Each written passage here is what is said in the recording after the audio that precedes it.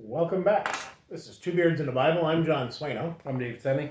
And we're glad you're with us. We are in Matthew chapter 25, continuing where we left off last time. And are you reading? Yes. All right. So you're at chapter 25, verse 16? Verse 14, I think. 14. It says, "For the kingdom of heaven is like a man traveling to a far country, who called his own servants and delivered his goods to them. And to one he gave 5 talents, to another 2, to another 1, to each according to his own ability.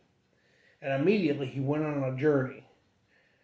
And when he had received the 5 talents, then he who had received the 5 talents went and traded with them and made another 5 talents. And likewise he who had received 2 gained 2 more also. But he who had received 1 went and dug in the ground and hid his Lord's money.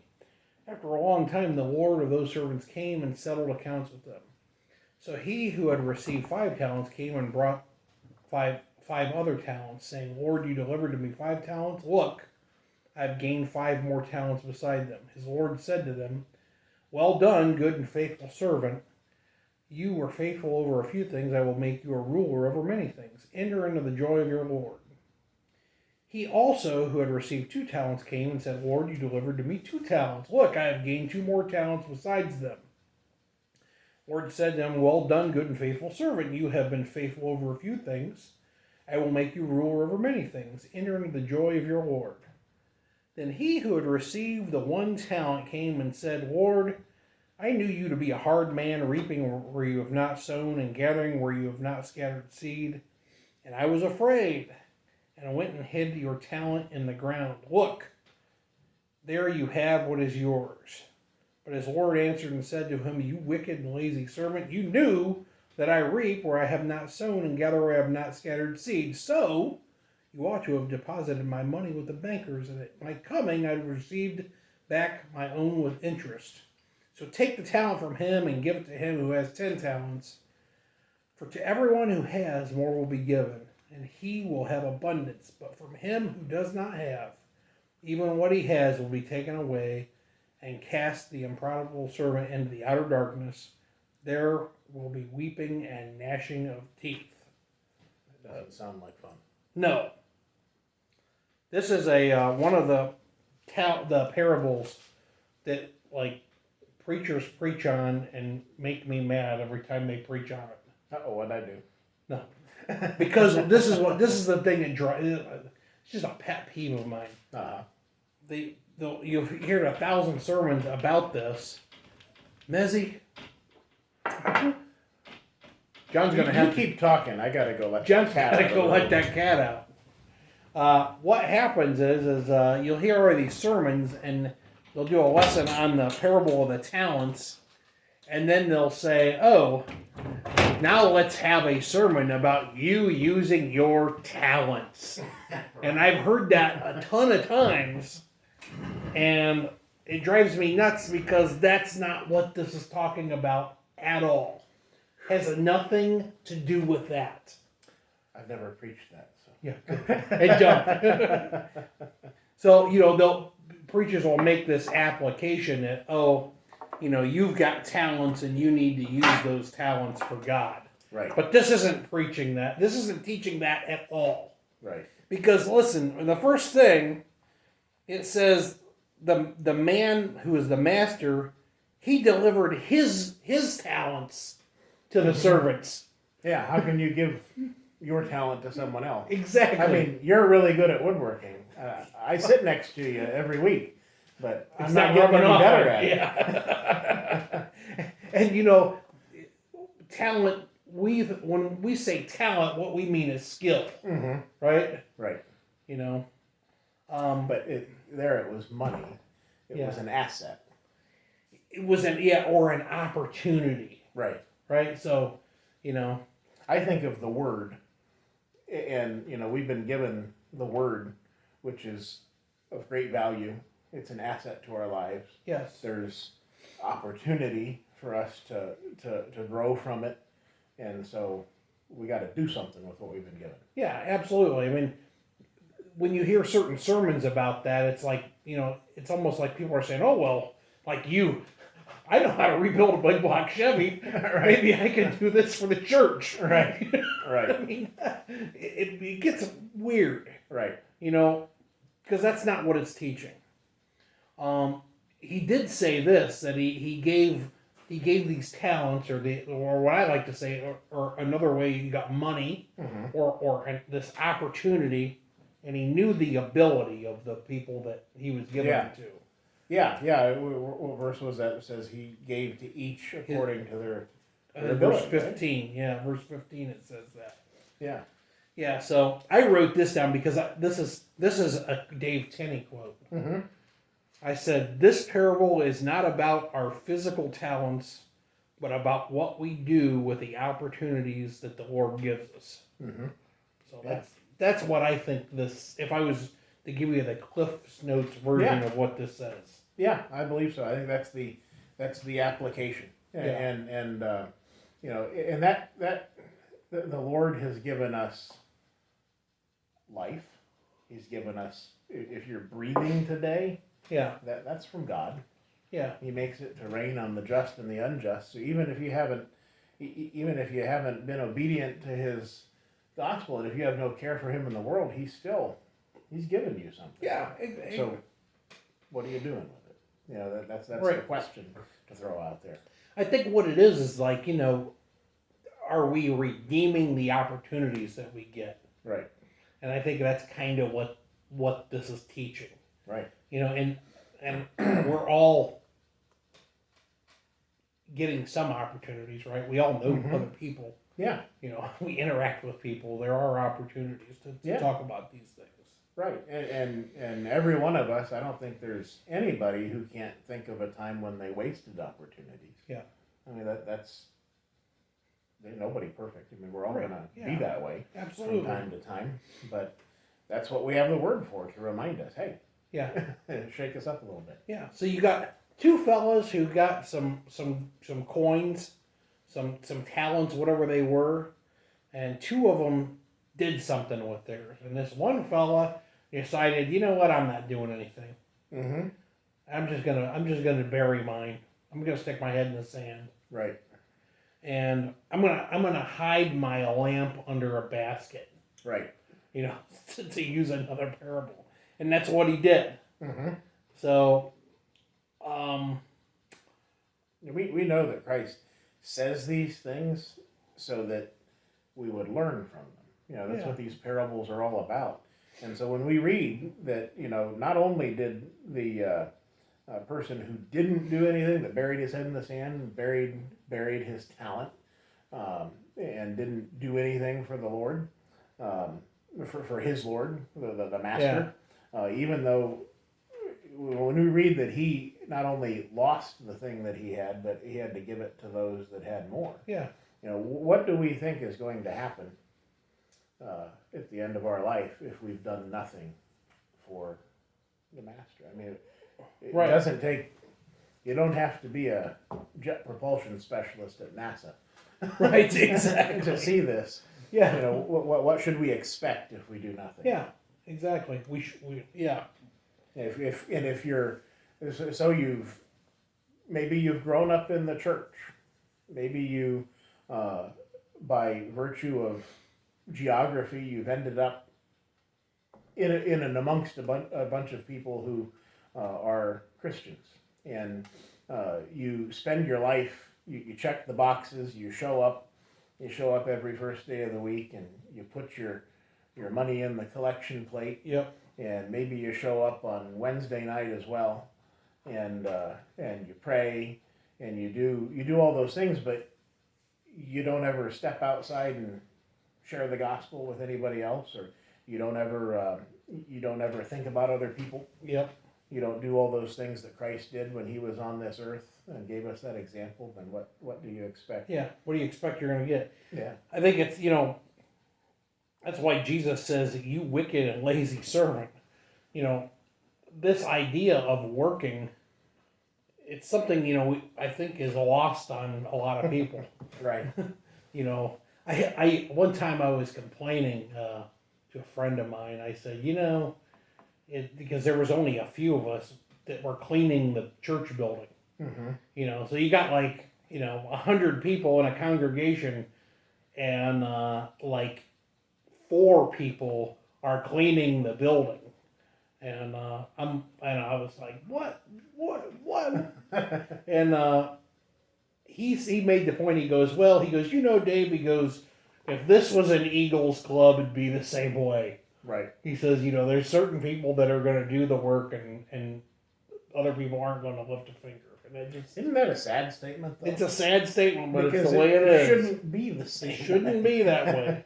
Right. But it's that way. Right. And I'm saying this because, if you're looking for, there's always opportunities to do things. Yeah. You just have to get off your lazy duff and do them. Right. And whichever congregation you're attending, they probably have a building and it probably needs cleaned, and you can probably do that. Right. Among other things. Right. Yeah. Yeah. There's all sorts of things. Even if it's like we were talking in, I think, the episode or 2 ago, speaking of making a phone call. Yeah. Maybe you are one of those that has a gift of being able to put into writing some encouraging words. Yeah. I mean, that's a gift. I mean, it is, and you should use it. Yeah. As such. I mean, I have trouble with that. Every time I go to fill out a greeting card or something, it's like thinking of you. Oh, here's what you do, John. This is what I learned to do recently. Uh-huh. You go on Google and look up encouraging words, and then you go through and say, oh, yeah, I like that one. I'm just going to change a few things in it. And there you go. because I struggle with that, too. I think sometimes it's a guy thing. Yeah, to a great degree, yeah. Yeah. There's, it is usually a female that has those encouraging words. Yeah. And the people that I can think of off the top of my head that I know have that gift are women. Usually, yeah. Yeah, I think women generally have, I don't know, they are more emotionally mature than men are. Yeah. Typically. Yeah. I think men struggle with that, and women excel at those things. Right. So, God made us, to complement each other, right? Right. Yeah. So, right. So Jesus, he talks about this servant as being unprofitable, and that is that's not where we want to be at. We want to be a profitable servant. The thing is like, and Jesus points this out, he says, so the guy says, he goes, I knew you were a hard man, reaping where you have not sown. Well, if you knew he was like that, right, then why didn't you, take action? Right. So. Yeah, and that's, again, understanding that this is pointing directly to God's nature. Yeah. And we shouldn't just sit there. Yeah. The weeping and gnashing of teeth there to end out verse 30. That's that don't sound nice. That paints a picture. You think of the times in your life when you've wept or when you've gnashed your teeth. Oh yeah. And yep. They weren't pleasant. Yeah. Yep. Exactly. Yeah, the only time I've gone through that is when, a loved one has died. Mm-hmm. That's the only time I've gone through those kind of emotions. But, wow. Right. I mean, just a horrible scene, which, those things are in the Bible as motivation. Right. Right? They're motivate us. Yeah, and it's not to dwell on the negative and, not trying to scare anybody into, that. Again, we don't want to scare people into doing something. Yeah. Just for the sake of making people happy, But this language is meant to bring about an emotion inside of us. Yeah. To relate to the idea of the times in our lives when maybe there was weeping and gnashing of teeth. Yeah. And to cause us to think about changing that. Being able to avoid. Absolutely. The negative, the destruction. Yeah. Yep. Okay, John, you want to read through the end of the chapter? Starting at verse 31. Yeah. When the Son of Man comes in his glory, and all the holy angels with him, then he will sit on the throne of his glory. All the nations will be gathered before him, and he will separate them one from another, as a shepherd divides his sheep from the goats. And he will set the sheep on his right hand, but the goats on the left. Then the king will say to those on his right hand, Come, you blessed of my Father, inherit the kingdom prepared for you from the foundation of the world. For I was hungry, and you gave me food. I was thirsty, and you gave me drink. I was a stranger, and you took me in. I was naked, and you clothed me. I was sick, and you visited me. I was in prison, and you came to me. Then the righteous will answer him, saying, Lord, when did we see you hungry and feed you, or thirsty and give you drink? When did we see you a stranger and take you in, or naked and clothe you? Or when did we see you sick or in prison and come to you? And the king will answer and say to them, Assuredly I say to you, inasmuch as you did it to one of the least of these, my brethren, you did it to me. Then he will also say to those on the left hand, Depart from me, you cursed, into the everlasting fire, prepared for the devil and his angels. For I was hungry, and you gave me no food. I was thirsty, and you gave me no drink.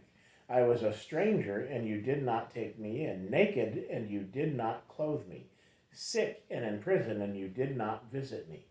Then they also will answer him, saying, Lord, when did we see you hungry or thirsty or a stranger or naked or sick or in prison and did not minister to you? Then he will answer them, saying, Assuredly I say to you, inasmuch as you did not do it to one of the least of these, you did not do it to me. And these will go away into everlasting punishment, but the righteous into eternal life. Okay, and this is like further commentary. I think he's explaining more about this parable of the talents. Mm-hmm. You know, this idea of we have these duties to redeem different opportunities we have. Yeah, right. And that's why he now instead of using this parable, he's using some real life examples. So the first things, he talks about the Son of Man is going to be in heaven. He's going to be on this throne. All the nations are going to be before him. He's going to divide the sheep from the goats. And we want to be the sheep, right? Yeah, and you've had some experience with sheep and goats, right? Oh yeah, absolutely. They act a little different, don't they? Well, I'll tell you one thing that's interesting about a sheep is we've had we've had lambs. Mm-hmm. So John and I have a mutual friend who raises lambs and cows and chickens and all kinds of stuff. And sometimes he'll get a lamb that the mother rejects. And he'll bring it over to our house. And my wife and my daughter will bottle feed these lambs to get them kind of started and going in the right direction. And it's crazy, like, especially with my wife. She's feeding that lamb every day, and that thing will follow her. It will follow her into the house. I mean, anywhere she goes, it's like a little Bo Peep. Yeah. And if we think about us being as Christians and Jesus being the shepherd, there's an application there. Yeah. We ought to be like that lamb and follow him wherever he leads us. In my limited experience with such animals, I think that the goats are a little bit more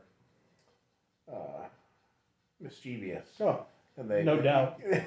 And they have a way about them that is you just don't want to turn your back on them. Yeah. You don't quite know if you can trust them. Yeah. And I don't get that feeling out of the sheep. A ram is that way though. Yeah. Yeah, they'll butt you,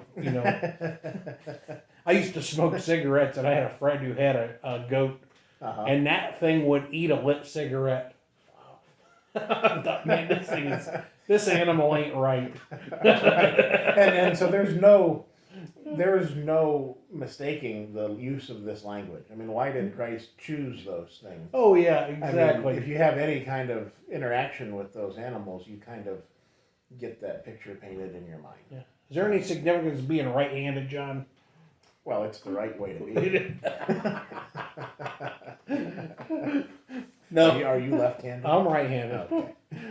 My uncle Vern is left-handed, but I always tell him he's wrong-handed, not left-handed. Right. But there's no the right and the left. There's no significance to those terms. Right. It's just this idea of separation. Yeah. You know, so the sheep and the goats, and when the sheep are gonna go to the good place and the goats to the not so good place. So that's just the idea. Let's see here. He talks about this idea of feeding people. Feeding people and in prison, and I can't help but think of Paul. Mm-hmm. And there's in 2 Timothy chapter 1, we can kind of see an example of what Jesus was talking about. So in verse 16, so Paul is in prison, and he says, "However, for this reason I obtained mercy, that in me first Jesus Christ might show." Am I right? I'm in first. I need to be in 2 Timothy. 2 Timothy 16. The Lord grant mercy to the household of Onesiphorus, for he often refreshed me and was not ashamed of my chain. But when he arrived in Rome, he sought me out very zealously and found me. This Onesiphorus, how do you say that? I think you got it right, Onesiphorus. Yeah. Yeah. This guy was doing what Jesus was teaching. Yeah. Right? Yeah. He wasn't ashamed. No. And as we think about what it means to do the Lord's work, it often puts us in uncomfortable situations. No doubt. It often puts us maybe in places that we're not comfortable with. I tend to I tend to not darken the door of too many. There are neighborhoods that when I used to be out driving with students that I would be on double watchfulness. But realizing that no matter where it is, even in those places, there are people that need to hear the truth. And it just may be as a part of the course of your day that you can use what you've been given in even some of the most uncomfortable situations. Yeah. And and I've often thought about this, we're told to be in the world but not of the world. Mm-hmm. And if the only people you hang around with are Christians, you're never going to convert anybody, ever. Mm-hmm. So, part of the job of the Christian is, we've got to get out there and talk to other people who aren't Christians and try to work with them. Right. I mean, that's the only way you're ever going to convert somebody. And I think some people miss that. They're almost like, a lot of people want to be like the guy with the one talent. Mm-hmm. They're like, oh, I'm not going to do anything, so I won't do anything wrong. Right. But, that's not what we're talking about. Right. I mean, that's not any kind of... There's no life in that, even from a superficial standpoint. If you are just so afraid to step out and do something, you'll never be successful. Yep. Even in terms of monetary success or success in even education or in the workplace. You have to step outside of your comfort zone and get involved in some organization. I know you guys are involved in Boy Scouts and we're involved in 4-H. Be involved in some organization that gets you in contact with other people. In fact, my daughter she was at a 4-H meeting tonight. That's where they went. Oh, yep. Okay, there you go. That's already starting. Yeah. I know this is airing, I think, in September, so 4-H is about ending for us, but right.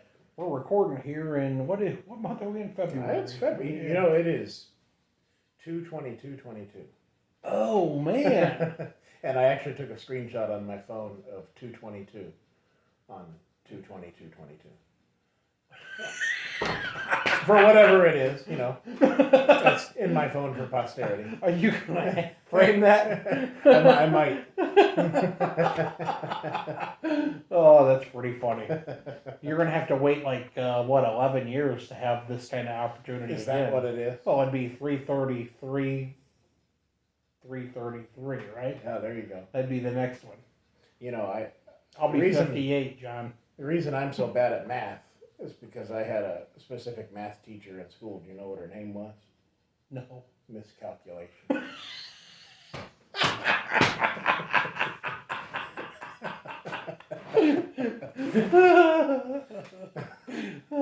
I think I made that up. I heard Anderson use that word earlier and it popped into my That's head. pretty good. That's a good dad joke. What was your other joke about the things that have letters in it? There are something has four.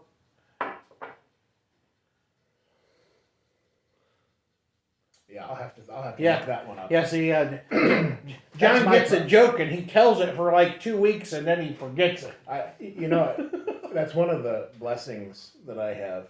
You can forget everything. I can forget, and as a result, everything is new and exciting. That is good. But sometimes I'd like to remember something. We used to work with a guy when I worked in the shop, and he was a little dull. And we always say, for this guy, his name was Roger. We just say, yeah, every day for Roger is a brand new day. He forgot everything we told him the day before. There's some truth in that. Yeah. So, how are we doing, Tom? We're at 26 minutes. Oh boy. Wow. So, back to our scripture here. So, he's talking about how we ought to behave. Then in verse 41, he says, "Depart from me, you cursed, into the everlasting fire prepared for the devil and his angels." A couple other scriptures kind of talk about this. Will you look up 2 Peter 2:4? Okay. 2 Peter.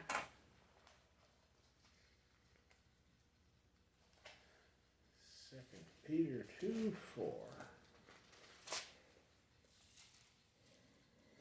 For if God did not spare the angels who sinned, but cast them down to hell and delivered them into chains of darkness to be reserved for judgment. Okay, and then Jude 6 says a similar thing. It says, "The angels who did not keep their proper domain, but left their own abode, he has reserved in everlasting chains under darkness for the judgment of the great day." Mm-hmm. So just kind of, I can't not see that he says that, he says, into the everlasting fire prepared. Mm-hmm. And he talks about, having an eternal home prepared. Yeah. These are things that are diligently done. They're made ready for. So when he talks about the devil and his angels, he's also including those people that do not do his will going there too. Because he says, "Depart from me, you cursed," into this place. So, what's interesting is God didn't prepare hell for man. Right. He prepared hell for the devil and his angels. Right. God doesn't want man to go there. Yeah. That's not what he made it for. Right. But yeah, and it spells that out. When you go back to verse 34, "Come you blessed of my Father, inherit the kingdom prepared for you from the foundation of the world." That's where where his man's creation supposed to be. Yeah. Yeah. God's will is for all men to be saved. Mm-hmm. Not just certain ones. He wants all men to be saved.